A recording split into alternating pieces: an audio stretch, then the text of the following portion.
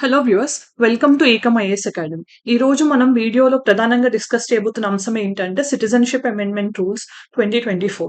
ఇది మనకు తెలుగులో తెలిసిందే పౌరసత్వ సవరణ చట్టం అనేది 2019లో గవర్నమెంట్ తీసుకురావడం జరిగింది. పార్లమెంట్ ఉభయ సభలు కూడా దీన్ని ఆమోదించడం జరిగింది.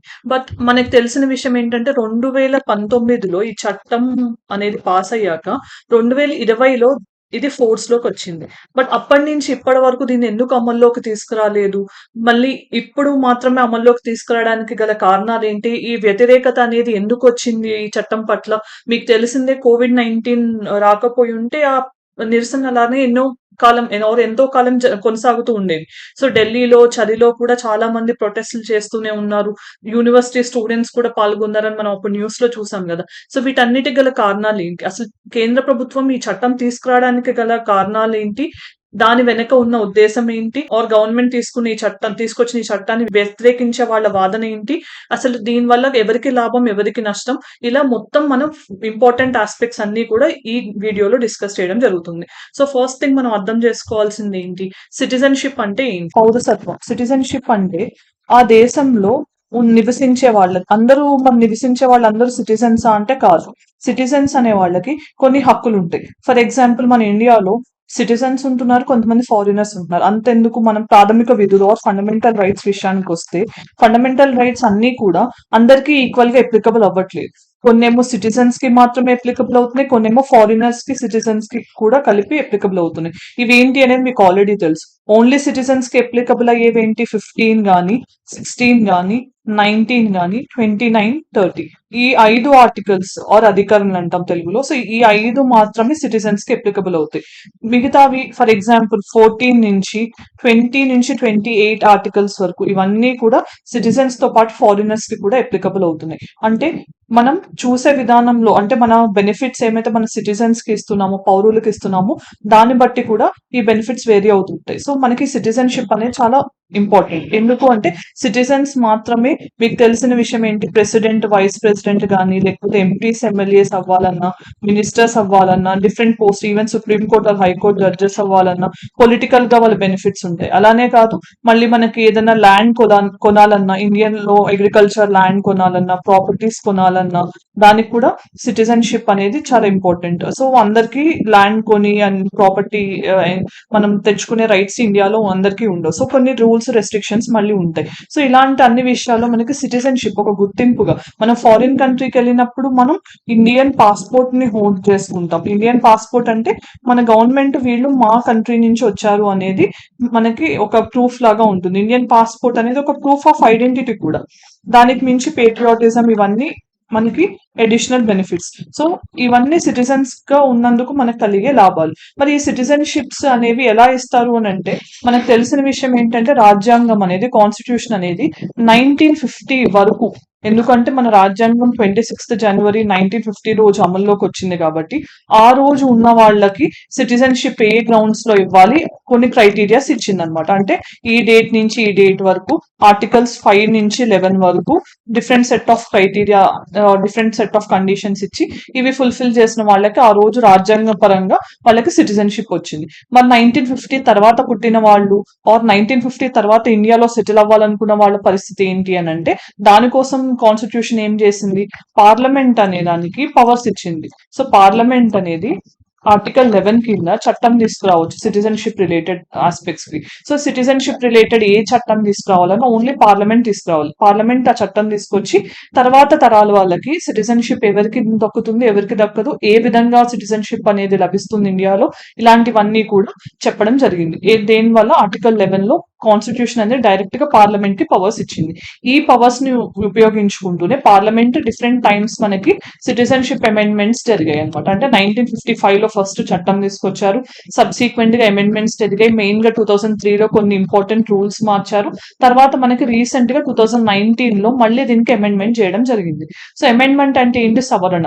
అంటే ఆల్రెడీ ఎగ్జిస్టింగ్ చట్టాన్ని కొంచెం సవరించారు, అంటే కొంచెం ఇంక్రీజ్ చేయడం అన్నా, డిక్రీజ్ చేయడం అన్నా, కొన్ని ప్రొవిజన్స్ ని మార్చడం అయినా జరిగింది. సో మనం ఇక్కడ 2019 చట్టం అనేది ఎందుకు వివాదాస్పదమైంది, దీంట్లో ఉన్న ప్రొవిజన్స్ ఏంటి, సెంట్రల్ గవర్నమెంట్ దీన్ని ఎలా సమర్థించుకుంటుంది, అపోజిషన్ ఆర్ అదర్ పార్టీస్ ఎవరైతే దీన్ని అపోజ్ చేస్తున్నారో వాళ్ళు ఏ గ్రౌండ్స్ మీద అపోజ్ చేస్తున్నారని మనం ఇప్పుడు చూద్దాం. మీరు ముఖ్యంగా గుర్తుపెట్టుకోవాల్సింది సిటిజన్షిప్ అనేది పార్ట్ 2 ఆఫ్ ఇండియన్ కాన్స్టిట్యూషన్ లో ఆర్టికల్స్ 5 to 11 ఉంది. And mainly you have to remember ఏంటంటే ఇండియాలో ఓన్లీ సింగిల్ సిటిజన్షిప్ ఉంది, డ్యూయల్ సిటిజన్షిప్ ని సపోర్ట్ చేయదు. అంటే వేరే దేశంలో సిటిజన్షిప్ ఉంటే మనం దాన్ని వదులుకున్న తర్వాతనే ఇండియన్ సిటిజన్షిప్ పొందగలం. ఇండియన్ సిటిజన్షిప్ ఉంటే వేరే దేశాలది ఉంటుందా అంటే కుదరదు. మనం వేరే సిటిజన్షిప్ తెచ్చుకుంటే ఆల్రెడీ ఇండియన్ సిటిజన్షిప్ ఉంచుకుని అప్పుడు ఆటోమేటికల్ గా అదొక గ్రౌండ్ అవుతుంది, మన పౌరసత్వం పోవడానికి ఒక గల కారణం అవుతుంది ఇండియన్ సిటిజన్షిప్ అనేది. సో మనకి ఇవన్నీ కూడా మీరు ఈ సిటిజన్షిప్ రిలేటెడ్ ఆస్పెక్ట్స్ చదివితే మీకు స్టాటిక్ పార్ట్ అంతా క్లియర్ గా ఉంటుంది. సో ఇప్పుడు మనం అర్థం చేసుకోవాల్సింది ఏంటి, సిటిజన్షిప్ అమెండ్మెంట్ యాక్ట్ ఆర్ పౌర సవరణ చట్టం అనేది 2019 లో గవర్నమెంట్ తీసుకొచ్చినప్పుడు వాళ్ళు మెయిన్ గా ఇంక్లూడ్ చేసిన ప్రొవిజన్స్ ఏంటి. సో వీళ్ళు చెప్పిన దాని ప్రకారం ఫస్ట్ థింగ్ ఏంటి, 3 కంట్రీస్ నుంచి అంటే పాకిస్తాన్, ఆఫ్ఘనిస్తాన్, బంగ్లాదేశ్, ఓకే, ఈ 3 కంట్రీస్ నుంచి, అంటే ఇవి ఇస్లామిక్ రిపబ్లిక్స్ అన్నమాట. సో అంటే ఇక్కడ మెయిన్ గా ఇస్లామిక్ రూల్ అనేది, అంటే ఇస్లాం అనేది అఫీషియల్ రిలీజన్ గా ఉంది, majority of the people Islamic religious people ఉన్నారు. సో ఈ 3 కంట్రీస్ నుంచి ఏ కేటగిరీ, ఏ పర్టికులర్ రిలీజియస్ పీపుల్ అంటే హిందూస్ కానీ, బుద్ధిస్ట్ కానీ, సిఖ్స్ కానీ, జైన్స్ కానీ, క్రిస్టియన్స్ కానీ, పార్సీస్ కానీ, అంటే ఈ 6 పీపుల్, ఓకే, 6 రిలీజియస్ సెక్ట్ సంబంధించిన వాళ్ళు, అంటే నాన్ ముస్లిమ్స్. ఎందుకంటే ఆల్రెడీ ఇక్కడ ముస్లిమ్స్ అనే వాళ్ళు మెజారిటీలో ఉన్నారు, వీళ్ళందరూ ఆ దేశాల్లో ఉంటే వాళ్ళు మైనారిటీస్ లో ఉంటారు కదా.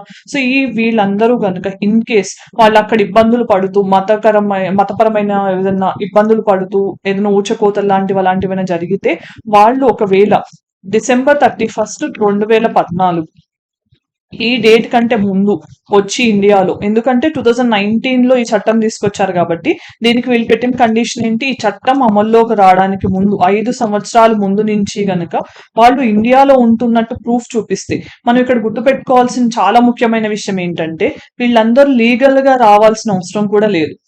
అంటే ఏంటి అర్థం, లీగల్ గా రావడం ఏంటి, ఇల్లీగల్ మైగ్రెంట్స్ అనే పదం కూడా వింటాం కదా మనం, వలసదారులు.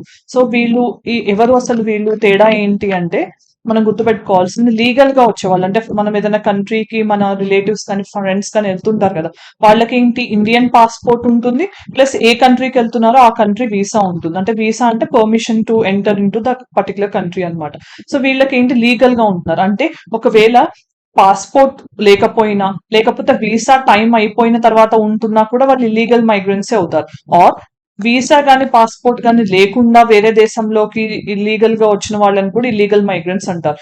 ఇక్కడ మెయిన్ విషయం ఏంటంటే ఈ చట్టంలో ఇలా లీగల్ గా వచ్చి ఒకవేళ ఏదైనా ఇబ్బందుల వల్ల ఇక్కడ ఉండిపోయిన వాళ్లే కాకుండా ఇల్లీగల్ గా వచ్చిన వాళ్ళు కూడా ఈ 5 ఏళ్ల కాలం వాళ్ళు ఇక్కడే ఉన్నారు అని ప్రూఫ్ చూపిస్తే, వాళ్ళు ఒకవేళ ఇక్కడే స్థిరపడిపోవాలి అని అనుకుంటే వాళ్ళకి మనం పౌరసత్వం ఇవ్వడం జరుగుతుంది. దాన్నే సిటిజన్షిప్ అంటున్నాం మనం. కానీ వీళ్ళకి సిటిజన్షిప్ అనేది ఎలా ఇస్తున్నారు, ఏ గ్రౌండ్స్ మీద ఇస్తున్నారు అనేది మీరు తెలుసుకోవాల్సిన విషయం. ఎందుకంటే మనం ఇంతకు ముందు స్లైడ్ లోనే చూసాం, కాన్స్టిట్యూషన్ అనేది పార్లమెంట్ కి పవర్స్ ఇచ్చింది. మీకు సిటిజన్షిప్ అనేది ఎలా ఇవ్వాలనుకుంటే మీరు చట్టం తీసుకొచ్చి అలా ఇవ్వచ్చు అని. దీని ప్రకారం ఏంటి, 1955 లో చట్టం తీసుకొచ్చిందని చూసాం కదా మనం పార్లమెంట్. దాని ప్రకారం 5 గ్రౌండ్స్ లో మనం సిటిజన్షిప్ ఇవ్వచ్చు అని పార్లమెంట్ చెప్తుంది. అవి ఏంటి, 5 గ్రౌండ్స్. షార్ట్ కట్ లో మీరు బ్రాండ్ అని గుర్తుపెట్టుకోవచ్చు. సో బర్త్ అనేది అంటే ఇండియాలో డైరెక్ట్ గా పుట్టిన వాళ్ళకి సిటిజన్షిప్ వస్తుంది, దానికి కొన్ని కండిషన్స్ కూడా ఫాలో అవుతాయి. ప్లస్ రిజిస్ట్రేషన్ అంటే ఇక్కడ పుట్టకపోయినా మనం ఒకవేళ ఫర్ ఎగ్జాంపుల్ మన ఇండియన్స్ ఎవరైతే ఫారిన్ కంట్రీస్ లో ఉంటున్నారు ఉద్యోగ రీత్యాను, లేకపోతే వాళ్ళు అక్కడ స్థిరపడి ఉంటే వాళ్ళ పిల్లలు అంటే బయట దేశంలో పుట్టినా కూడా వాళ్ళు ఇండియన్ సిటిజన్షిప్ ఇవ్వాలనుకుంటున్నారు అనుకోండి, ఇండియన్ ఎంబసీలో రిజిస్టర్ చేసుకోవచ్చు. అంటే మా పాపకో బాబుకో మాకు ఇండియన్ సిటిజన్షిప్ కావాలి, మేము ఆ కంట్రీ సిటిజన్షిప్ తీసుకోవట్లేదు అని రిజిస్ట్రేషన్ ద్వారా కూడా సిటిజన్షిప్ తెచ్చుకోవచ్చు. దెన్ ఏ అంటే ఏంటి, ఎక్విజిషన్ అంటే మన దేశం వేరే దేశ భాగాన్ని మన దేశంలోకి విలీనం చేసుకుంటే అప్పుడు కూడా మనకి వాళ్ళ దేశంలో ఉన్న వాళ్ళకి ఆ ప్రాంతంలో ఉన్న వాళ్ళకి కూడా డిఫాల్ట్ గా ఇండియన్ సిటిజన్షిప్ అనేది వర్తిస్తుంది. ఫర్ ఎగ్జాంపుల్ మనం 1961 లో ఆపరేషన్ విజయ్ చేసాం. అప్పుడు గోవా అనేది మన కంట్రోల్ లో లేదు, బ్రిటిష్ ఇండియాలో కంట్రోల్ గా లేదు, పోర్చుగీస్ కంట్రోల్ లో ఉంది. సో మనం అప్పుడు పోర్చుగీస్ నుంచి ఇండియాలోకి విలీనం చేసుకున్నాం కదా, అప్పుడు మరి వీళ్ళందరూ ఫారినర్స్ అవ్వరు కదా, మనకి డైరెక్ట్ గా ఇండియన్ సిటిజన్స్ అయ్యారు, ఎక్విజిషన్ అనమాట. సో దెన్ న్యాచురలైజేషన్ ఉంది. న్యాచురలైజేషన్ అంటే ఏంటి, న్యాచురలైజేషన్ అంటే కొన్ని గ్రౌండ్స్ ఉన్నాయి. అంటే ఫర్ ఎగ్జాంపుల్ వాళ్ళు కంటిన్యూస్ గా ఇండియాలో లాస్ట్ 14 ఇయర్స్ నుంచి ఉంటున్నారు అని చూపించి, లేదా దీంతో పాటు ఒక ఇండియన్ లాంగ్వేజ్, ఏ లాంగ్వేజెస్ అంటే 8th షెడ్యూల్ లో మెన్షన్ చేస్తున్న లాంగ్వేజెస్ 22 లాంగ్వేజెస్ ఉన్నాయి కదా, దాంట్లో ఒక లాంగ్వేజ్ లో ప్రావీణ్యం ఉంది, ప్లస్ మేము గుడ్ కెపాసిటీ బిహేవియర్ లోనే ఉన్నాం, బోనఫైడ్ ఇంటెన్షన్ తోనే, అంటే మంచి ఉద్దేశం సదుద్దేశంతోనే సిటిజన్షిప్ తీసుకుంటున్నాము గౌరవంతో అని చెప్పి అట్లా కొన్ని డిక్లరేషన్స్ చేసిన వాళ్ళకి న్యాచురలైజేషన్ ద్వారా సిటిజన్షిప్ ఇస్తారు. న్యాచురలైజేషన్ ద్వారా సిటిజన్షిప్ తెచ్చుకున్న వాళ్ళు ఎవరు అంటే మదర్ తెరిసా మన కంట్రీలో. సో మనకి తెలుసు తను ఫారినర్, బట్ మదర్ తెరిసా అనే ఆమె కూడా మనకి న్యాచురలైజ్డ్ సిటిజన్ అయ్యారు ఇండియాలో, కొన్ని సంవత్సరాలు ఉండటం వల్ల సిటిజన్ అయ్యారు. దెన్ డిసెంట్, డి అంటే డిసెంట్ అనమాట, అంటే బ్లడ్ రిలేషన్స్ ద్వారా కూడా ఇండియన్ సిటిజన్షిప్ తెచ్చుకోవచ్చు. సో ఈ 5 గ్రౌండ్స్ ఉన్నాయి. బట్ ఇక్కడ ఏ గ్రౌండ్స్ ద్వారా వీళ్ళు సిటిజన్షిప్ ఇస్తున్నారు ఈ సిటిజన్షిప్ అమెండ్మెంట్ యాక్ట్ ప్రకారం అంటే రిజిస్ట్రేషన్ గ్రౌండ్ ఒకటి ప్లస్ న్యాచురలైజేషన్ గ్రౌండ్. సో ఈ 2 గ్రౌండ్స్ కింద ఎవరైతే అప్లై చేసుకుంటున్నారో ఈ సిటిజన్షిప్ అమెండ్మెంట్ యాక్ట్ కింద వాళ్ళకి సిటిజన్షిప్ ఇవ్వడం జరుగుతుంది. బట్ ఇక్కడ మనం గుర్తుపెట్టుకోవాల్సిన ముఖ్యమైన విషయాలు ఏంటి, వీళ్ళు ఇల్లీగల్ మైగ్రెంట్స్ అయినా, అంటే వాళ్ళు చట్టపరంగా మన దేశంలోకి రాకపోయినా, ఇల్లీగల్ గా అంటే వాళ్ళు టైం దాటిపోయి ఉంటున్నా, లేకపోతే వాలిడ్ డాక్యుమెంట్స్ లేకుండా ఉంటున్నా కూడా వాళ్ళకి అప్లై చేసుకునే హక్కు కల్పించారు. ప్లస్ ఇక్కడ మీరు గుర్తుపెట్టుకోవాల్సిన విషయం ఏంటి, ఇంతకు ముందు 14 ఇయర్స్ కానీ 11 ఇయర్స్ మినిమం స్టే అనేది అవసరం ఉండేది. బట్ ఈ 11 ఇయర్స్ టైం ని ఎంతకి తగ్గించారు, ఓన్లీ 5 ఇయర్స్ టైం కి తగ్గించారు. అంటే ఇంతకు ముందు కనీసం వాళ్ళు 11 ఏళ్ళు ఉంటేనే న్యాచురలైజేషన్ ఆర్ రిజిస్ట్రేషన్ కింద వాళ్ళకి మనకి మన పౌరసత్వం ఇచ్చే ప్రస్తావన ఉండేది. కానీ ఇప్పుడు ఏమవుతుంది, 5 ఇయర్స్ ఉంటే చాలు వాళ్ళకి సిటిజన్షిప్ ఇచ్చే ప్రొవిజన్ మనం కల్పించామన్నమాట. సో ఇవి ముఖ్యమైన విషయాలు. సో ఇప్పుడు ఏమవుతుంది, వీళ్ళకి మన దేశం మొత్తం మీద అప్లికబుల్ అవుతుందా అంటే అన్ని ప్రాంతాలకు అప్లికబుల్ అవ్వదు. ఏ ప్రాంతాలకు అప్లికబుల్ అవ్వట్లేదు అంటే 6th షెడ్యూల్ ఏరియాస్ అంటే ఏంటి మనకి, అస్సాం, మేఘాలయ, త్రిపుర, మిజోరాం. ఈ 6th షెడ్యూల్ ఏరియాస్ అంటే ఏంటి, వీళ్ళకి ఎందుకు స్పెషల్ స్టేటస్ ఇచ్చారనేది మనం ఇంతకుముందు వీడియోస్ లో చూసాం. సో 6th షెడ్యూల్ ప్రకారం ఏంటి, ఎక్కువ అంటే 90% కంటే ఎక్కువ ట్రైబల్ పాపులేషన్ ఉన్న వాళ్ళకి మన నార్మల్ అడ్మినిస్ట్రేషన్ వల్ల వాళ్ళ కల్చర్ కానీ వాళ్ళ సంప్రదాయాలు కానీ ఇవన్నీ కూడా దెబ్బతినే అవకాశం ఉంది. కాబట్టి వాళ్ళకి స్పెషల్ గా ట్రైబల్ ఏరియాస్ లో సెపరేట్ అడ్మినిస్ట్రేషన్ ఉంటుంది అని సెపరేట్ ప్రొవిజన్ కల్పించడమే ఈ 6th షెడ్యూల్ ఉద్దేశం. సో ఈ 6th షెడ్యూల్ ఏరియాస్ లో ఇది వర్తించట్లేదు, సిటిజన్షిప్ అమెండ్మెంట్ యాక్ట్ అనేది వర్తించదు. ఎందుకంటే ఈ ట్రైబల్ ఏరియాస్ లోకి వీళ్ళు వెళ్ళి సెటిల్ అయ్యారు అనుకోండి, అప్పుడు ఏమవుతుంది, ట్రైబల్ పీపుల్ ఏమో వాళ్ళ ఓన్ డిఫైన్డ్ టెరిటరీలో ఉంటారు, వాళ్ళ ఓన్ కల్చర్, వాళ్ళు ఎప్పుడు కూడా షైనెస్ ఆఫ్ కాంటాక్ట్ అనేది ఉంటుంది. షైనెస్ అంటే ఏంటంటే వాళ్ళు బయట ప్రపంచంతో కలవడానికి విల్లింగ్నెస్ చూపించరు అనమాట. మనకు గుర్తుంటే 2017-18 టైంలో ఒక అమెరికన్ రీసెర్చర్ అని ఆయన మనకి సెంటెనలీస్ ఐలాండ్ కి వెళ్ళినప్పుడు వాళ్ళు షూట్ చేసి చంపేశారు, ఆరోస్ తో షూట్ చేసి చంపేశారు అనేది మనం చూసాం. ఎందుకు అంటే వాళ్ళు బయట వాళ్ళని యాక్సెప్ట్ చేయట్లేదు. సో ఇది ట్రైబల్ లో ఉండే మెయిన్ ఫీచర్ అనమాట, షైనెస్ ఆఫ్ కాంటాక్ట్. సో మనకు గుర్తుంటే జవహర్లాల్ నెహ్రూ ఏం చెప్పారు, ట్రైబల్ పంచీల్ అనేది ఒకటి కూడా ఇచ్చారు. ఈ ట్రైబల్ పంచీల్ లో ఏంటి, వాళ్ళు ఎప్పుడైతే వాళ్ళంతట వాళ్ళు విల్లింగ్ గా ఉంటారో అప్పుడు మాత్రమే మనం వాళ్ళని మన సమాజం మెయిన్ స్ట్రీమ్ సొసైటీలో కలుపుకోవాలి. అప్పటి వరకు వాళ్ళకి అలా స్పెషల్ ప్రివిలేజెస్ ఇవ్వాలి అని చెప్పి మన ట్రైబల్ పంచీలో నెహ్రూ గారు చెప్పారు. సో ఇప్పుడు దీనివల్ల ఏంటి, వీళ్ళ ఐడెంటిటీని ఎక్కడైతే ఒకవేళ మన బయట వాళ్ళని ఎలో చేస్తే వీళ్ళ ఐడెంటిటీని వీళ్ళు ఎక్కడ కోల్పోతారు అని చెప్పి వీళ్ళని ఎక్స్క్లూడ్ చేయడం జరిగింది ఈ ఏరియాస్. తర్వాత ఇంకే ఏరియాస్ ఎక్స్క్లూడ్ చేశారంటే inner line permit areas. Inner line permit అంటే ఏంటి, బ్రిటిషర్స్ టైంలో ఈ నార్త్ ఈస్టర్న్ ఇండియాలో మొత్తం హిల్లీ ఏరియా కదా, డెన్స్ ఫారెస్ట్లు కూడా ఉంటాయి, దట్టమైన అడవులు. అక్కడ ఏముండేది, మనకి టింబర్ ప్లాంటేషన్స్ ఉండేవి, వాళ్ళు టింబర్ కోసమే ఫారెస్ట్లను ఎక్స్ప్లాయిట్ చేసేవాళ్ళు. ప్లస్ మనకి టీ కాఫీ ప్లాంటేషన్స్ కూడా ఉండేవి అక్కడ. సో దాంతో ఏంటంటే బ్రిటిషర్స్ మన వాళ్ళు అక్కడికి వెళ్ళి అక్కడ ఉండి ఇదంతా చేస్తే వాళ్ళకి ఇబ్బందిగా ఉంటుందని చెప్పి ఏం చేశారు, ఇన్నర్ లైన్ పర్మిట్ అనేది తీసుకొచ్చారు. అంటే మీరు ఒకవేళ ఈ బయట వాళ్ళు, అంటే మనం ఇండియన్స్ అయినా కూడా మన ఇండియన్స్ ఈ hilly areas, north eastern areas లోకి వెళ్ళి అక్కడ కొన్ని రోజులు ఉండి జస్ట్ మనం ఏ పర్పస్ కోసమైనా వెళ్ళి అక్కడ ఉండాల్సి వస్తే కనుక బ్రిటిష్ అథారిటీస్ నుంచి పర్మిషన్ తీసుకునేటట్టు ఒక సిస్టమ్ తీసుకొచ్చారు. సో ఈ సిస్టమ్ అనేది ఈవెన్ ఇండిపెండెన్స్ వచ్చాక కూడా మనకి కంటిన్యూ అయింది. సో ఇప్పుడు ఏ పార్ట్ లో ఇది ఉంది ఇన్నర్ లైన్ పర్మిట్ అంటే అరుణాచల్ ప్రదేశ్ లో ఉంది, తర్వాత మిజోరాం లో ఉంది, నాగాలాండ్, మణిపూర్, లడాక్ లో ఉంది, అండ్ హిమాచల్ ప్రదేశ్ లో ఉంది. సో ఇదేంటంటే ఈ 6 స్టేట్స్ లో, అంటే యూనియన్ టెరిటరీ ఆఫ్ లడాక్ ని తీసేస్తే 5 states and 1 union territory.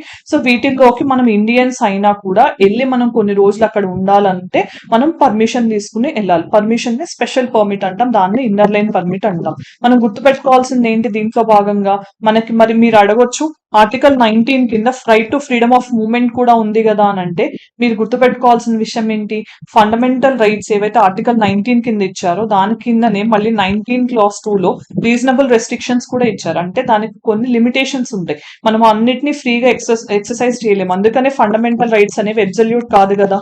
So main thing అది గుర్తుపెట్టుకోవాల్సింది. సో ఆర్టికల్ 19 ఏమో మనకి freedom of movement with in India చూపిస్తుంది, మనకి ఇస్తుంది. అంటే దేశంలో మనం ఎక్కడికైనా తిరగగలిగే ఫ్రీడమ్ ఇచ్చింది. దానికి కొన్ని రెస్ట్రిక్షన్స్ ఉంటాయి. ఆర్టికల్ 21 ప్రకారం మనం ఇండియా దాటి అబ్రాడ్ వెళ్ళడానికి ఆ ఫ్రీడమ్ అనేది ఆర్టికల్ 21 లో ఉంది. ఇది మీరు గుర్తుంచుకోవాల్సిన విషయాలు. సో ఇప్పుడు మనం మెయిన్ గా డిస్కస్ చేస్తున్నవి క్విక్ గా చూద్దాం ఈ వీడియోలో. మీరు అర్థం చేసుకోవాల్సింది వై న్యూస్ అనేది చూద్దాం, ఎందుకు వార్తల్లో ఉంది, ఎవరు సిటిజన్షిప్ కి అప్లై చేసుకోవచ్చు, ఏ ఏరియాస్ కి ఇది అప్లికబుల్ కాదు, ప్లస్ ఇన్ని సంవత్సరాలు అంటే 2019లో చట్టం అనేది పాస్ అయితే పార్లమెంట్ లో 2020లో జనవరిలోనే ఇది ఫోర్స్ లోకి వచ్చింది. బట్ 2024 వరకు ఇది ఎందుకు ఆగాల్సి వచ్చింది, 4 ఏళ్ల టైం ఎందుకు తీసుకున్నారు అనేది నేను ఎక్స్ప్లెయిన్ చేస్తాను. తర్వాత ఏమైతే మారుతుంది కొత్తగా ఇప్పుడు సిటిజన్షిప్ అమెండ్మెంట్ ని మనం మార్చడం వల్ల, తీసుకురావడం వల్ల ఎలాంటి మార్పులు వస్తాయి, ఇది ఎవరిని లాభిస్తుంది, ఎవరిని నష్టపరుస్తుంది, తర్వాత ఎవరు దీన్ని అపోజ్ చేస్తున్నారు, వాళ్ళ గ్రౌండ్స్ ఏంటి, గవర్నమెంట్ ఎందుకు డిఫెండ్ చేస్తుంది, దాంతో పాటు దీని అప్లికేషన్ ప్రాసెస్ ఏంటి, ఒకవేళ సిటిజన్షిప్ తెచ్చుకోవాలంటే ఏ గ్రౌండ్స్ మీద తెచ్చుకోవాలి, మనం ఎలాంటి ప్రాసెస్ ఉంటుంది అనేది కూడా తెలుసుకుందాం. ఇంట్రెస్టింగ్ గా లాస్ట్ వరకు చూడండి. సో ఇక్కడ మనకి సిలబస్ లో పాలిటీ అండ్ కాన్స్టిట్యూషన్ లో భాగంగా ఇది మీకు సిలబస్ లో హెల్ప్ అవుతుంది. సో సిటిజన్షిప్ అమెండ్మెంట్ రూల్స్ అనేది ఎందుకు అంటే, నిన్ననే ministry of home affairs, so Amit Shah ministry of home affairs కదా, సో వాళ్ళు మనకి నోటిఫై చేశారు ఏంటంటే రేపటి నుంచి, అంటే ఈ రోజు నుంచి 12th March 2024 నుంచి సిటిజన్షిప్ అమెండ్మెంట్ యాక్ట్ ఆర్ ఈ రూల్స్ అనేవి ఇంప్లిమెంటేషన్ లోకి వస్తాయని. అంటే ఈ రోజు నుంచి చట్టం అమల్లోకి వచ్చిందనమాట. సో సిటిజన్షిప్ అమెండ్మెంట్ యాక్ట్ అంటే ఏంటో చూసాం 2019 లో. దీన్ని అమెండ్మెంట్ చేసిన యాక్ట్ ఏంటి, ఇది దేన్ని అమెండ్ చేసింది, 1955 సిటిజన్షిప్ అమెండ్మెంట్ యాక్ట్ ని అమెండ్ చేసింది. సో ఇది ఎనాక్ట్ చేసింది 2019 లో, అంటే చట్టం పార్లమెంట్ లో పాస్ అయింది 2019. ఫోర్స్ లోకి వచ్చిందంటే ఏంటి, దీని రెండింటికి డిఫరెన్స్ ఏంటి, ఇది లోక్సభ ఉభయ సభల్లో పాస్ అయిన, పార్లమెంట్ ఉభయ సభల్లో పాస్ అయినప్పుడు 2019. బట్ ఫోర్స్ అంటే ఏంటి, ప్రెసిడెంట్ రాష్ట్రపతి దాని మీద సైన్ చేసి అది గెజెట్ నోటిఫికేషన్ లో పబ్లిష్ చేసినప్పుడు ఏదైనా కూడా మనకి ఫోర్స్ లోకి వస్తుంది. అలా జరిగింది 2020 స్టార్టింగ్ లో. బట్ అప్పటి నుంచి ఎందుకు ఇంప్లిమెంటేషన్ చేయలేదు అంటే, దీన్ని ఇంప్లిమెంట్ చేయడానికి ఎవరికి పవర్స్ ఉన్నాయి, ఎలా జరగాల ప్రాసెస్ అంతా అనడానికి కొన్ని రూల్స్ ఇవ్వాలి కదా. ఇప్పటి వరకు ఆ రూల్స్ ఇవ్వడం జరగలేదు. ఎందుకు రూల్స్ ఇవ్వలేదు అంటే, ఆ టైంలో చాలా ప్రొటెస్ట్లు జరిగాయి, ప్లస్ కొన్ని పర్టికులర్ స్టేట్స్ వీటిని అపోజ్ చేస్తున్నాయి. ఫర్ ఎగ్జాంపుల్ అస్సాం లాంటివి. ఎందుకు అపోజ్ చేస్తున్నాయి, వాళ్ళు ఆల్రెడీ ఎన్ఆర్సీ అని ఎక్సర్సైజ్ చేస్తున్నారు, నేషనల్ సిటిజన్ రిజిస్ట్రీ అని కానీ, నేషనల్ రిజిస్టర్ ఆఫ్ సిటిజన్స్ కానీ. ప్లస్ ఇది అస్సాం అకార్డ్ అనే దాన్ని కూడా వ్యతిరేకిస్తుంది అనేది అక్కడ అస్సాం అనే మెయిన్ స్టేట్ లో దీన్ని అపోజ్ చేస్తున్నారు. దాంతో కాకుండా నాన్ బీజేపీ స్టేట్స్ 6 స్టేట్స్ ఏవైతే ఉన్నాయో, లైక్ ఫర్ ఎగ్జాంపుల్ పంజాబ్ గానీ, కేరళ గానీ, ఇంకా ఇట్లాంటి స్టేట్స్, తెలంగాణ గానీ, ఇట్లాంటి కొన్ని స్టేట్స్ లో ఎవరైతే రూలింగ్ పార్టీలో ఉన్నారో వాళ్ళు కూడా దీన్ని అపోజ్ చేస్తున్నారు. దాంతో పాటు మనం గుర్తుపెట్టుకోవాల్సిన విషయం ఏంటి, ఇది సుప్రీం కోర్ట్ ఆఫ్ ఇండియాలో కూడా ఛాలెంజ్ చేయడం జరిగింది దీన్ని. సో ఏ గ్రౌండ్స్ మీద అంటే ఆర్టికల్ 14 అనే దాన్ని వైలేట్ చేస్తుంది. ఆర్టికల్ 14 ఏంటి, మీ అందరికీ తెలిసిందే, రైట్ టు ఈక్వాలిటీ. సో ఈ ఆర్టికల్ 14 కింద కూడా ఈ సిటిజన్షిప్ అమెండ్మెంట్ యాక్ట్ ని ఛాలెంజ్ చేయడం జరిగింది. సో ఇవన్నీ కారణాల వల్ల ఇప్పటి వరకు దీన్ని కోల్డ్ స్టోరేజ్ లోనే పెట్టారు, అంటే ఎటువంటి ఇంప్లిమెంటేషన్ జరగలేదు అని. సో దీంతో ఇప్పుడు ఏమైంది, గవర్నమెంట్ అనేది, కొంతమంది అంటున్నారు పొలిటికల్ స్టంట్ కోసమే ఇది ఎలక్షన్స్ ముందు నోటిఫై చేశారు అని. సో అవన్నీ మనకు అవసరం లేని విషయాలు, బట్ ఇక్కడ నిన్నటి నుంచి అమల్లోకి వస్తాయని చెప్పింది గవర్నమెంట్. సో మనం తెలుసుకోవాల్సిన విషయాలు ఏంటి, ఇక్కడ సిటిజన్షిప్ అనేది ఎవరు అప్లై చేయొచ్చు ఈ కొత్త చట్ట ప్రకారం అంటే, పాకిస్తాన్, ఆఫ్ఘనిస్తాన్, బంగ్లాదేశ్ ఈ 3 ఇస్లామిక్ రిపబ్లిక్స్ కాబట్టి, ఈ 3 కంట్రీస్ కి ఇండియా బార్డర్ ఉంది కాబట్టి, ఎవరైతే 31st December 2014 ఇది డెడ్ లైన్ అనమాట. ఓకే, సో ఈ డెడ్ లైన్ లోపు రిలీజియస్ పర్సిక్యూషన్ అంటే ఊచకోత, మతపరమైన ఊచకోతలు గురైన వాళ్ళు, లేకపోతే అక్కడ అభద్రతా భావంతో ఉన్న వాళ్ళు ఉంటారో, ఎవరెవరు అంటే వాళ్ళు మళ్ళీ మైనారిటీస్ అయి ఉండాలి. ఎందుకంటే ఇవి అన్ని ఇస్లామిక్ డామినేటెడ్ కంట్రీస్ కదా. సో ఇక్కడ హిందూస్, సిఖ్స్, బుద్ధిస్ట్, జైన్స్, పార్సీస్, క్రిస్టియన్స్ వీళ్ళందరూ మైనారిటీస్ అవుతారు కదా. సో వీళ్ళందరూ కూడా ఈ డేట్ లోపల ఇండియాలో వచ్చి అప్పటి నుంచి ఇప్పటి వరకు కంటిన్యూస్ గా 5 years మేము ఇక్కడే ఉంటున్నామని కొన్ని ప్రూఫ్స్ చూపిస్తే వాళ్ళు సిటిజన్షిప్ కి అప్లై చేసుకోవచ్చు. వీళ్ళు ఇల్లీగల్ ఇమ్మిగ్రెంట్స్ అయినా కూడా వాళ్ళకి సిటిజన్షిప్ ఇస్తారు. అది ముఖ్యమైన విషయం. సో ఇక్కడ ఏంటి, ఇంతకు ముందు ఎలా ఉండేది, మన కంట్రీలో న్యాచురలైజేషన్ ద్వారా రిజిస్ట్రేషన్ ద్వారా తెచ్చుకోవాలంటే ఇంతకు ముందు అట్లీస్ట్ 11 years ఉండేది ఈ చట్టం ముందు. సో 11 years కంటిన్యూస్ గా ఉంటేనే ఇండియాలో అప్పుడు వాళ్ళకి వచ్చేది. బట్ ఇప్పుడు ఏం చేశారు, ఈ 11 years ని ఓన్లీ 5 years కి తగ్గించారు. దీంతో పాటు ఇంకొక ముఖ్యమైన సవరణ చేశారు. అదేంటంటే ఓవర్సీస్ సిటిజన్స్ ఆఫ్ ఇండియా అనే వాళ్ళ మీకు తెలిసే ఉంటుంది. ఓవర్సీస్ సిటిజన్స్ అంటే ఏంటి, వీళ్ళకి ఇండియన్ ఆరిజిన్ ఉంది. అంటే ఎవరు తాతల ద్వారానో ఎవరి ద్వారానో వాళ్ళకి ఇండియన్ ఆరిజిన్ మూలాలు ఉన్నాయి. బట్ వాళ్ళకి ఇండియన్ సిటిజన్షిప్ లేదు, వేరే కంట్రీ సిటిజన్షిప్ ఉంటూ వాళ్ళు ఇండియన్ ఆరిజిన్ పర్సన్స్ ఉంటారు. సో వాళ్ళని ఓవర్సీస్ సిటిజన్స్ అంటాం మనం. సో వీళ్ళకి ఉండే బెనిఫిట్స్ ఏంటి, life long visa, free entry ఉంటుంది, multiple entry, multiple purpose visas ఉంటాయి. ఇట్లా కొన్ని బెనిఫిట్స్ ఉన్నాయి. వాళ్ళు అగ్రికల్చర్ ల్యాండ్ కొనలేరు, రైట్ టు ఓట్ ఉండదు, ప్లస్ ఎంప్లాయ్మెంట్ సెంట్రల్ గవర్నమెంట్ లో ఉండదు. ఇలాంటి కొన్ని డిసడ్వాంటేజెస్ ఉన్నాయి, కొన్ని బెనిఫిట్స్ కూడా ఉన్నాయి. కానీ వాళ్ళకి ఇంపార్టెంట్ గా చెప్పిన ప్రొవిజన్ ఏంటంటే ఈ ఓసీఏ కార్డ్ ఎవరికైతే ఉంటుందో వాళ్ళు ఒకవేళ ఈ సిటిజన్షిప్ యాక్ట్ లో ఉన్న ప్రొవిజన్స్ ఏదైనా వైలేట్ చేస్తే గనక అప్పుడు వాళ్ళ సిటిజన్ రిజిస్ట్రేషన్ అనేది, ఓసీఏ రిజిస్ట్రేషన్ అనేది క్యాన్సిల్ కూడా చేస్తామని చెప్పి చట్టంలో తీసుకురావడం జరిగింది. తర్వాత ఇది ఎక్కడ అప్లికబుల్ కాదు అనేది మనం చూసాం. 6th షెడ్యూల్ ఒకటి, ఏ స్టేట్స్ అవి, అస్సాం, మేఘాలయ, త్రిపుర అండ్ మిజోరాం. తర్వాత ఇన్నర్ లైన్ పర్మిట్ ఉన్న స్టేట్స్ అవి కూడా నేను ఎక్స్ప్లెయిన్ చేయడం జరిగింది. 5 స్టేట్స్ అండ్ 1 యూనియన్ టెరిటరీకి ఇది అప్లికబుల్ కాదు ఇన్నర్ లైన్ పర్మిట్. దెన్ ఇన్ని రోజులు ఎందుకు డిలే అయింది అంటే చాలా అపోజిషన్ రావడం జరిగింది, especially Tripura and Mizoram, Assam states లో.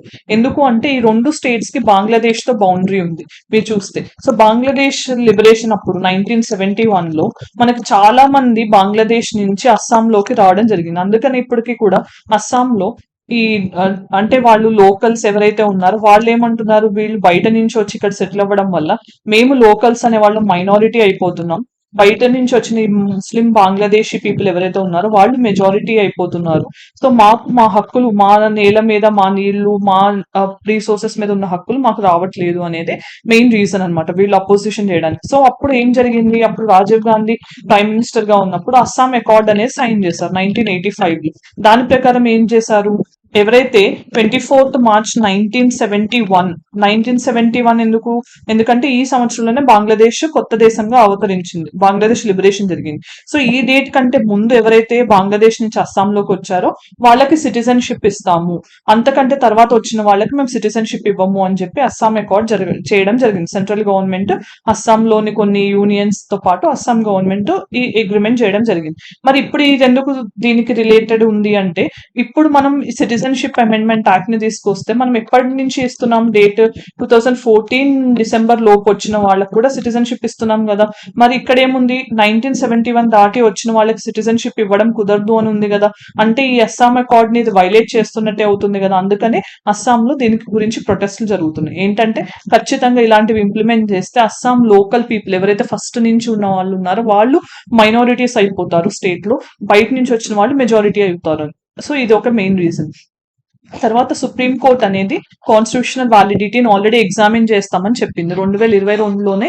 ఇది ఫైనల్ 5 judge బెంచ్ ముందుకు రావాల్సింది, బట్ డిలే అయింది. సో సుప్రీం కోర్టులో కూడా దీన్ని ఛాలెంజ్ చేశారు. ఈవెన్ మీరు చూస్తే నిన్న మనకి ఇది అమల్లోకి వస్తుందని గవర్నమెంట్ చెప్పగానే ఈ రోజు కూడా ఒక పిటిషన్ ఫైల్ అయింది సుప్రీం కోర్టులో దీన్ని ఛాలెంజ్ చేస్తూ. సో దీంతో పాటు ఏం చేస్తున్నారు పిటిషనర్స్, ఆర్టికల్ 14 అనే దాన్ని ఇది వైలేట్ చేస్తుంది. ఎందుకు అంటే రైట్ టు ఈక్వాలిటీ అని ఉంది. మీకు గుర్తుంటే రైట్ టు ఈక్వాలిటీ 14 కింద మనకి ఈవెన్ సిటిజన్స్ కి ఉంది, ప్లస్ ఫారినర్స్ కి కూడా అప్లికబుల్ అవుతుంది. సో ఇది వైలేట్ చేస్తుంది. ఎందుకు అంటే మీరు మతపరంగా ఎలా సిటిజన్షిప్ ని ఇస్తున్నారు, ఇది దేశంలో ఫస్ట్ టైం ఇలా జరుగుతుంది. సో మతపరంగా మీరు విభేదిస్తున్నారు, లేకపోతే మీరు వర్గాలుగా చీల్చుతున్నారు అనేది ఈ పిటిషనర్స్ మెయిన్ ఇంటెన్షన్ అన్నమాట. సో ఇంకోటి ఏంటంటే ఇక్కడ మరి మీరు పాకిస్తాన్ నుంచి, ఆఫ్ఘనిస్తాన్, బంగ్లాదేశ్ నుంచి ఎక్సెప్ట్ నాన్ ముస్లిమ్స్ అందరికీ కూడా ఈ రిలీజియస్ మైనారిటీ కింద మనం సిటిజన్షిప్ ఇస్తున్నాం కదా. మరి శ్రీలంక నుంచి తమిళ్స్, హిందూస్ ఎవరైతే ఉన్నారో మయన్మార్ నుంచి రోహింగ్యా ముస్లిమ్స్ ఎవరైతే ఉన్నారో, ప్లస్ బంగ్లాదేశ్ నుంచి ఇంకొంతమంది ముస్లిమ్స్ ఉన్నారు, టిబెటన్ బుద్ధిస్టులు ఉన్నారు, అహ్మదియాస్ ఉన్నారు. ఇట్లా డిఫరెంట్ పర్టికులర్ పీపుల్ మన ఇండియాలోకి వచ్చి ఇల్లీగల్ గా తలదాచుకుంటున్నారు, ఎందుకంటే శరణార్థులుగా. అలాంటి వాళ్ళందరి గురించి మీరు ఎందుకు చట్టంలో జాయిన్ చేయలేదు, ఆ ప్రొవిజన్స్ కానీ చట్టంలో ఎందుకు వాళ్ళకి రక్షణ కల్పించలేదు అనేది కూడా కొంతమంది అడుగుతున్న క్వశ్చన్. సో ఈ రీజన్స్ అన్నిటి వల్ల సెంట్రల్ గవర్నమెంట్ కొంచెం అపోజిషన్ వల్ల డిలే చేయడం జరిగింది రూల్స్ ని నోటిఫై చేయడం. సో ఇప్పుడేమవుతుంది, ఈ చేంజెస్ చేయడం వల్ల ఈ ఇల్లీగల్ మైగ్రెంట్స్ అనే వాళ్ళని ఇంతకు ముందు మనం మొత్తం ఆపేసాం. అంటే 1955 యాక్ట్ లో ఇల్లీగల్ మైగ్రెంట్స్ కి అసలు పొజిషన్ అనేది ఏం లేదు ఇండియాలో. అంటే ఒకవేళ వాళ్ళు ఇల్లీగల్ గా ఇండియాలో వచ్చి ఉన్నారన్నా, లేకపోతే డాక్యుమెంట్స్ టైం అయిపోయి ఇప్పుడు ఇండియాలో ఉంటున్నారంటే వాళ్ళని మనం బయటకు పంపించేసే హక్కు మనకి 1955 యాక్ట్ ప్రకారం ఉంది. సో ఫారిన్ FRO ఆఫీసెస్ అని ఉంటాయి, okay, foreign regional officers of passport officers కానీ వీళ్ళందరూ కానీ చెక్ చేసినప్పుడు డిస్ట్రిక్ట్ అథారిటీస్ ఇనీషియల్ గా గుర్తించి వాళ్ళని సెంట్రల్ గవర్నమెంట్ కి చెప్తే మినిస్ట్రీ ఆఫ్ హోమ్ అఫైర్స్ వాళ్ళని డిపోర్ట్ చేసే అవకాశం ఉండేది. బట్ ఇప్పుడేమవుతుంది, ఇల్లీగల్ మైగ్రెంట్స్ కి మనం సిటిజన్షిప్ ఇస్తున్నాం కదా. సో ఇలాంటి సిటిజన్షిప్ ఇస్తే ఏమవుతుంది, వీళ్ళు ఇంతకు ముందు ఇల్లీగల్ గా ఎంటర్ అయినా కూడా ఇప్పుడు దేశంలో మనకి వీళ్ళు లీగల్ గా సెటిల్ అయ్యే అవకాశం మనం కల్పిస్తున్నట్టు అవుతుంది.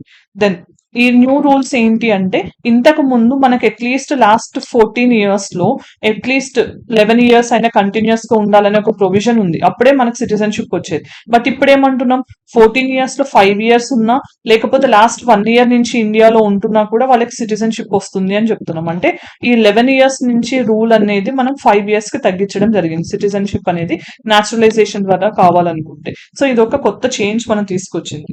తర్వాత ఎందుకు కొంతమంది అపోజ్ చేశారని మనం డిఫరెంట్ రీజన్స్ చూసాం ఆల్రెడీ. ఇదే డిస్క్రిమినేషన్ లాగా ఉంది ముస్లిమ్స్ కి అగెయిన్స్ట్ గా. లేదు అంటే నేషనల్ పాపులేషన్ రిజిస్టర్ అనేది ఆల్రెడీ డ్యూ లో ఉంది, ఎందుకంటే 2020 లోనే పెండింగ్ ఉంది. బట్ అప్పుడు మనకు తెలిసిందే COVID-19 లాక్డౌన్స్ రావడం వల్ల ఇది ఈవెన్ సెన్సెస్ కూడా మనది డిలే అయింది. సో ఫస్ట్ టైం ఇప్పుడు మనం డిజిటల్ సెన్సెస్ కండక్ట్ చేయబోతున్నాం, అది కూడా డిలే అయింది. So national register of citizens కూడా అస్సాం లెవెల్లో, ఇది నేషనల్ లెవెల్లో కూడా ఇంప్లిమెంట్ చేయాలనుకుంటున్నాం. సో ఈ రెండు కూడా ఇబ్బందులు వస్తాయి ఈ సిటిజన్షిప్ అమెండ్మెంట్ యాక్ట్ ని తీసుకురావడం వల్ల అనేది కూడా కొంతమంది వాదన అనమాట. సో ఈ రెండింటికి డిఫరెన్స్ అనేది కూడా మీరు తెలుసుకోవాలి. నేషనల్ పాపులేషన్ రిజిస్టర్ అంటే ఏంటి, దీంట్లో పాపులేషన్ ని అసెస్ చేస్తారు. అంటే ఇక్కడ సిటిజన్స్ ఉండొచ్చు, ఫారినర్స్ కూడా ఉండొచ్చు. అంటే ఎవరైతే ఇండియాలో రిసైడ్ అవుతున్నారు అంటే నివసిస్తున్నారో వాళ్ళ డీటెయిల్ తెలుసుకునేది నేషనల్ పాపులేషన్ రిజిస్ట్రీ.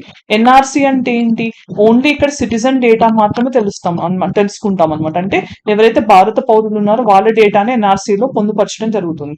సో ఇది క్లియర్ గా అస్సాం అకార్డ్ ని వైలేట్ చేస్తుంది అని కొంతమంది అంటున్నారు. ఆల్రెడీ నేను ఎక్స్ప్లెయిన్ చేశాను. సో 24th March 1971 అనే డేట్ పెట్టారు కదా. సో ఇది దాటిన తర్వాత సిటిజన్షిప్ రాదన్నారు. బట్ ఇప్పుడు ఏమంటున్నాం, 2014 నుంచి ఉంటున్న వాళ్ళకి కూడా వస్తుంది అంటున్నారు కదా. సో ఇది వైలేషన్ ఆఫ్ అస్సాం అకార్డ్ అంటున్నారు. అండ్ NRC ప్రాసెస్ ఆల్రెడీ అస్సాంలో ఎవరైతే నేటివ్ అస్సామీస్ అని కనుక్కోవడానికి NRC ఎక్సర్సైజ్ కండక్ట్ చేశారు సుప్రీం కోర్ట్ చర్యల ఆదేశాల ప్రకారం. సో దాని ప్రకారం ఏమైంది, ఆల్మోస్ట్ గా 40 lakh మెంబర్స్ డాక్యుమెంటేషన్ ప్రాపర్ గా లేకపోవడం వల్ల వాళ్ళందరికీ ఇంకా సిటిజన్షిప్ అనేది గ్రాంట్ అవ్వలేదు. సో ఇంతమంది ఆల్రెడీ సఫర్ అవుతున్నప్పుడు కొత్తగా వీళ్ళని కూడా తీసుకొస్తే రేపు ఎన్ని ఇబ్బందులు వస్తాయి అనేది కొంతమంది వాదన. సో మనం ఇప్పుడు గవర్నమెంట్ స్టాండ్ ఏంటి అనేది చూద్దాం. సో గవర్నమెంట్ ఏం చెప్తుంది, వీళ్ళందరూ కూడా రిలీజియస్ గా పర్సిక్యూట్ అవుతున్నారు కాబట్టి వీళ్ళకి ప్రొటెక్షన్ అనేది అవసరం అంటున్నారు. ఓకే, సో అది మంచిది. దెన్ హిస్టారికల్ ఆబ్లిగేషన్ అంటున్నారు. అంటే హిస్టారికల్ ఆబ్లిగేషన్ అంటే మనం ఇండిపెండెన్స్ టైం నుంచి అంతకు ముందు నుంచి కూడా మనం డిఫరెంట్ కంట్రీ నుంచి ఇలా శరణు కోరిన వాళ్ళందరికీ, శరణార్థులకి మనం షెల్టర్ ప్రొటెక్షన్ ఇచ్చాం కదా. లైక్ పార్టీషన్ టైంలో కూడా ఎవరైతే ఇండియాలో వచ్చి సెటిల్ అయ్యారో పాకిస్తాన్ ఏరియా నుంచి వాళ్ళకు కూడా ఇచ్చాం కదా. సో ఇది హిస్టారికల్ గా మన దగ్గర ఇది ఒక ఇండియా దగ్గర ఉన్న ఒక కైండ్నెస్ లాగా మనం గౌరవించాల్సి ఉంటుంది అని గవర్నమెంట్ చెప్తుంది. హ్యుమానిటేరియన్ గ్రౌండ్స్ కూడా, అంటే మనం మానవీయ గ్రౌండ్స్ మీద కూడా మనం ఇది కంటిన్యూ చేయాలి అని చెప్పి గవర్నమెంట్ అంటుంది. At the same time religious minorities ని ప్రొటెక్ట్ చేయడం కూడా మన మెయిన్ కర్తవ్యం లాగా గవర్నమెంట్ భావిస్తుంది. బట్ ఇక్కడ మీరు ఆలోచించాల్సిన విషయం ఏంటంటే, ఇండియా అనేది ఇప్పటి వరకు UN కన్వెన్షన్ ఆన్ రెఫ్యూజీ అనేది 1951 లో సైన్ చేయడం జరిగింది. రెఫ్యూజీస్, ఓకే, అంటే ఇది UN కన్వెన్షన్ ఆన్ శరణార్థులు అనమాట. సో ఇది ఇప్పటి వరకు మన ఇండియా అనేది సైన్ చేయలేదు. ఎందుకు సైన్ చేయలేదు, ఇండియా స్టాండ్ ఏంటి అంటే, ఇండియా ఆల్రెడీ చాలా మంది రెఫ్యూజీస్ కి షెల్టర్ ఇచ్చింది. ఎలాంటి వాళ్ళు, ఫర్ ఎగ్జాంపుల్ చక్మాస్ అనేవాళ్ళు, వీళ్ళు బుద్ధిస్ట్ పీపుల్ వీళ్ళందరూ కూడా మన కంట్రీలోకి వచ్చినప్పుడు మనం వీళ్ళకి ప్రొటెక్షన్ షెల్టర్ ఇచ్చాం. అలానే ఇప్పుడు రోహింగ్యాస్, మయన్మార్ నుంచి మనకు రోహింగ్యాస్ వచ్చి ఇక్కడ ఉంటున్నారు కదా, ఇలానే డిఫరెంట్ కంట్రీ నుంచి ఆల్ ఆఫ్రికా నుంచో లేకపోతే ఇంకో కంట్రీస్ నుంచో మనకు వస్తూనే ఉన్నారు. సో ఇలా మనం వీళ్ళందరికీ సైన్ చేసి, UN convention on refugees sign చేసి వీళ్ళందరికీ మనం ప్రొటెక్షన్ షెల్టర్ ఇవ్వడం స్టార్ట్ చేస్తే, రేపు ఇన్ కేస్ సౌత్ ఏషియాలో ఏ ఇబ్బంది వచ్చినా అందరూ కూడా ఇండియాకే వస్తారు. అప్పుడు మన ఇంటర్నల్ సెక్యూరిటీ కానీ లేకపోతే నేషనల్ సెక్యూరిటీ కూడా ఇబ్బంది అయ్యే ఛాన్స్ ఉంటుంది. రిలీజియస్ గా మనకి అందరూ ఉన్నారు కాబట్టి ఇవి రిలీజియస్ టెన్షన్స్ కూడా క్రియేట్ చేసే ఛాన్స్ ఉందని చెప్పి ఇండియన్ గవర్నమెంట్ ఇప్పటి వరకు యుఎన్ కన్వెన్షన్ ఆన్ రెఫ్యూజీని సైన్ చేయలేదు. ఇది మీరు గుర్తుపెట్టుకోవాల్సిన విషయం. సో మనం ఇప్పుడు ఈ ప్రాసెస్ ఎలా జరుగుతుంది అనేది తెలుసుకుందాం. సో ఇక్కడ ఫస్ట్ థింగ్ ఏంటంటే, ప్రాసెస్ ఎలా జరుగుతుంది అంటే, ఎవరైతే అప్లికేషన్ సబ్మిట్ చేయాలనుకుంటున్నారు సిటిజన్షిప్ ఈ గ్రౌండ్స్ మీద, వాళ్ళు కొన్ని వ్యాలిడ్ డాక్యుమెంట్స్ తో అప్లికేషన్ సబ్మిట్ చేయాలి. ఎలాంటి డాక్యుమెంట్స్? వాళ్ళ డేట్ ఆఫ్ బర్త్, అంటే ఈ కంట్రీస్ లోనే, ఏ కంట్రీస్, పాకిస్తాన్, ఆఫ్ఘనిస్తాన్, బంగ్లాదేశ్ లోనే మేము బర్త్ జరిగింది, లేకపోతే వాళ్ళు ఒకవేళ వాళ్ళ తాతగారు అయినా, వాళ్ళ పేరెంట్స్ అయినా, వాళ్ళ యాన్సెస్ట్రీలో ఖచ్చితంగా ఈ ఆరిజిన్ ఉంది అని చెప్పి ప్రూవ్ చేయాలి. లేదా వాళ్ళ అక్కడ డాక్యుమెంట్స్ కానీ, మ్యారేజ్ సర్టిఫికేట్ కానీ, ఎడ్యుకేషనల్ సర్టిఫికేట్స్ కానీ, లేదంటే ఇండియాలో ఉంటున్నట్టు డ్రైవింగ్ లైసెన్స్ కానీ, లేకపోతే ఇంకా ఏదైనా రెసిడెన్స్ ఆఫ్ ప్రూఫ్ అనేది 5 years నుంచి మేము ఇక్కడే ఉంటున్నాం అనేది వాళ్ళు చూపించి, ఆ డాక్యుమెంట్స్ తో పాటు వాళ్ళు ఒక అప్లికేషన్ సబ్మిట్ చేయాలి. ఈ అప్లికేషన్ సబ్మిట్ చేశాక డెసిగ్నేటెడ్ అథారిటీ ఎవరైతే ఉంటారో, డిస్ట్రిక్ట్ అథారిటీస్, వాళ్ళు డాక్యుమెంట్ ని వెరిఫై చేస్తారు. ఇంతకు ముందు ఎలా ఉండేది, ఈ చట్టం తీసుకురాక ముందు district collector citizenship amendment applications ని చూసే అవకాశం ఉండేది. ఇప్పుడు ఒక డెసిగ్నేటెడ్ అథారిటీస్ ని, ఎందుకంటే వీళ్ళు చాలా మంది ఉండొచ్చు కాబట్టి సెపరేట్ అథారిటీని క్రియేట్ చేస్తామని సెంట్రల్ గవర్నమెంట్ చెప్పింది. ఆన్లైన్ పోర్టల్ కూడా తీసుకురావడం జరిగింది. సో ఇప్పుడు ఏం జరుగుతుంది, ఈ వెరిఫికేషన్ చేశాక ఓత్ ఆఫ్ అలయన్స్ అనేది ఇండియన్ కాన్స్టిట్యూషన్ కి మేము కమిటెడ్ గా ఉంటాము, నిబద్ధతతో ఉంటాము అని చెప్పి వాళ్ళు ఒక ప్రమాణం చేయాల్సి ఉంటుంది. ఈ ప్రమాణం చేశాక ఒక ఎంపవర్డ్ కమిటీ అనేది వీళ్ళవి అన్ని డాక్యుమెంట్స్ సరిగ్గా ఉన్నాయా, అసలు వీళ్ళు నిజంగానే ఆ దేశంకి చెందిన వాళ్ళ కాదా అనేది స్క్రూటినీ చేస్తారు మళ్ళీ ఒకసారి. ఈ స్క్రూటినీ చేశాక అంతా బానే ఉంటే అప్పుడు వీళ్ళకి సిటిజన్షిప్ ఇవ్వడం జరుగుతుంది. ఇది మొత్తం ప్రాసెస్ అన్నమాట. సో ఈ వీడియోలో మీకు మొత్తం సిటిజన్షిప్ అమెండ్మెంట్ యాక్ట్ గురించి మీరు ఎగ్జామినేషన్ పర్స్పెక్టివ్ లో తెలుసుకోవాల్సిన అంశాలన్నీ డిస్కస్ చేయడం జరిగింది. సో ఇప్పుడు మనం ప్రీవియస్ ఇయర్ క్వశ్చన్ ఆర్ ఒక ప్రాక్టీస్ క్వశ్చన్ చూద్దాం. సో ఇక్కడ ఏంటి, which of the following areas are not covered by amendments introduced by the citizenship amendment act, అంటే ఇది వర్తించని ఏరియాస్ ఏంటి? First one, autonomous tribal dominated regions in Assam, Meghalaya, Tripura and Mizoram, states with inner line permit resume in north east India, autonomous regions in Jammu and Kashmir, union territories of Andaman and Nicobar islands. So వీటిలో ఏ areas కి ఈ citizenship amendment act అనేది వర్తించదో మీ answer comment section లో తెలియజేయండి. అలానే mains question ఏంటి, how justified it is to view the citizenship amendment act from the communal prism, substantiate your views. So ఇక్కడ మీరు ఆన్సర్ ఎట్లా రాయాలనేది కూడా నేను క్విక్ గా ఎక్స్ప్లెయిన్ చేస్తాను. సో ఇక్కడ ఏంటి, ఫస్ట్ ఇంట్రొడక్షన్ లో మీరు సిటిజన్షిప్ అమెండ్మెంట్ యాక్ట్ అనేది ఏంటి, సో మీరు రాయాల్సింది ఏంటి, ఈ 3 countries నుంచి ఎవరైతే 6 రిలీజియస్ పీపుల్ ఉన్నారో, మైనారిటీస్, వాళ్ళు ఈ సో డేట్ లోపల ఇండియాకి వస్తే వీళ్ళకి సిటిజన్షిప్ అనేది ఇవ్వడం జరుగుతుంది. సో ఇది ఇంట్రొడక్షన్ లో రాయాలి. ఇది బాడీలో ఏం రాయాల్సి ఉంటుంది, మీరు ఇక్కడ ఏమంటున్నారు, ఇది రిలీజియస్ కమ్యూనల్ ప్రిజం గా చూడటం కరెక్టేనా కాదా అంటున్నారు. అప్పుడు మీరు ఏం రాయాలి, రెండు రాయాలి. అంటే దీన్ని ఎందుకు మనం రిలీజియస్ పరంగా చూడొచ్చు, ఎందుకు చూడకూడదు, ఎందుకంటే ఇక్కడ ముస్లిమ్స్ ని మనం సెపరేట్ గా చూస్తున్నామా, డిస్క్రిమినేట్ చేస్తున్నాం అనేది మెయిన్ గా అపోజ్ చేస్తున్న వాళ్ళ వ్యూ. సో ఇక్కడ మీరు ఏంటి, ఆర్టికల్ 14 రాయడం కానీ, లేకపోతే శ్రీలంక తమిళ్ విషయాలు రాయడం కానీ, రోహింగ్యా, మయన్మార్ ఇలాంటివి రాయడం కానీ చేయొచ్చు. ఇక్కడ అపోజిషన్ మనం కమ్యూనల్ ప్రిజం లో చూడట్లేదు అనడానికి ఏం రాయాలి, ఇందాక నేను చెప్పినట్టు గవర్నమెంట్ ఆఫ్ ఇండియా స్టాండ్ ఏంటి, సో మనం హిస్టారికల్ గా ఎప్పటి నుంచి రెఫ్యూజీస్ కి, శరణార్థులకి మనం రక్షణ కల్పిస్తున్నాము, ఇలాంటివన్నీ ఇక్కడ మీరు రాయాల్సి ఉంటుంది.